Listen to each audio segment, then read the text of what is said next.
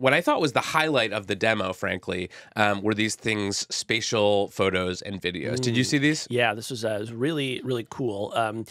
So, you can either take these photos with your iPhone or you can take them with the headset itself, although it seems like in just about every case, you're better off taking these things with a higher end or you're better off taking these things with a newer iPhone.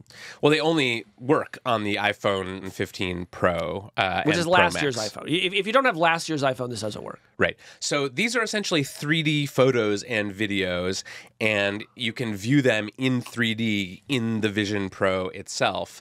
And I don't know, have you spent a lot of time playing around with 3D photos and videos? No, I mean, not really. I mean, I can remember going down to Facebook years ago and having them show me 3D photos and sort of telling me this was the future, and you would just kind of like tilt your phone around and be able to shift the perspective a little bit. Not that impressive.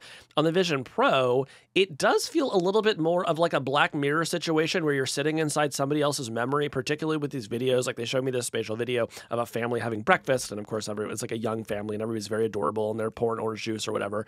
And you just like feel like you are there with them. And as I was looking at this, I thought like I could see how this would be some family's cherished memory. And 20 years from now, the kids are all grown up and they strap on a helmet and they revisit this, and that is like a special thing for them. Yeah, I mean, this blew my freaking mind. I'll be totally honest. I was like very ready to be skeptical because I have played around with a lot of 3D cameras in the past.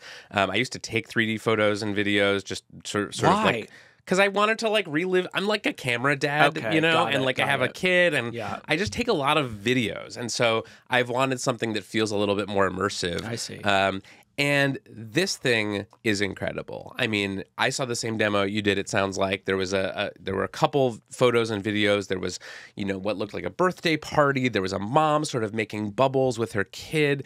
And we should explain, these are not sort of like just projected at you in like a dark environment. You can see these kind of overlaid on the real world because of this pass-through display that Apple has built. So I was in this living room, this fake living room, with these Apple employees around me with sort of this coffee table in front of me, and this video just kind of popped up around, amidst all of that. And you're right, like it really did trick my brain into thinking that I was there in this scene. I've never seen anything like it. And like, I'll be honest, I got sort of a lump in my throat because I was picturing like capturing my son's like first steps this way and like revisiting it 20 years from now. And like, that kind of thing, I think, will make this more compelling for especially parents. Yeah, it is powerful. And I think particularly if you've already got a phone in your pocket and you can take videos like this, it winds up being pretty easy to take the video. And maybe if you don't even buy the first Vision Pro, which most people are absolutely not going to do, maybe 3 or 4 or 5 generations from now, you still have these, videos saved in your iCloud somewhere and you're able to relive them again. So it does seem like an interesting development.